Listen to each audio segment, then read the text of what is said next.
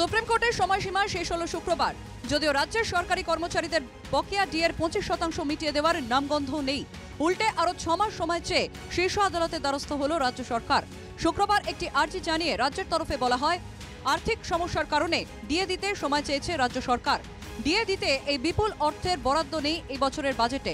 সেই অর্থ জোটাতে গেলে বাজার থেকে ঋণ নিতে হবে রাজ্যকে, যার জন্য কেন্দ্রের অনুমতি প্রয়োজন, যা সময় সাপেক্ষ। রাজ্যের প্রাপ্য জিএসটির বকেয়া কেন্দ্র এখনো দেয়নি। কেন্দ্র যে হারে ডিএ দেয় তা রাজ্যের জন্য প্রযোজ্য নয়, কারণ আর্থিক কাঠামো ভিন্ন। এ রাজ্যে পেনশন, এলটিসির মতো সুবিধা রয়েছে। বলেছে এই মুহূর্তে 25% ডিএ দিয়ে দেওয়া হলে, যেহেতু মামলাটা কমপ্লিট হয়নি, যদি মামলাটাতে আমরা পরবর্তীকালে জয় পাই, তাহলে সেই টাকা উদ্ধার করতে সরকারের অসুবিধা হবে।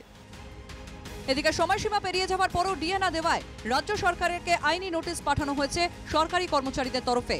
ইমেল মারফত রাজ্যের মুখ্য সচিব এবং অর্থ সচিবকে নোটিশ পাঠিয়েছে confederation of state government employees. রাজ্য সরকারি কর্মচারীদের ক্রমাগত বঞ্চনা করছে বলে অভিযোগ ডিএ আন্দোলনকারীদের। গত 16 মে রাজ্যকে বকেয়া ডিএর 25% ডিএ মেটাতে নির্দেশ দেয় সুপ্রিম কোর্ট। 6 সপ্তাহের মধ্যে ডিএ মেটাতে বলা হয়। শেষ পর্যন্ত ডিএ না দিয়ে ফের সময়সীমা বাড়ানোর আবেদনের পথেই হাঁটল রাজ্য সরকার। Bureau report, NKTV Bangla.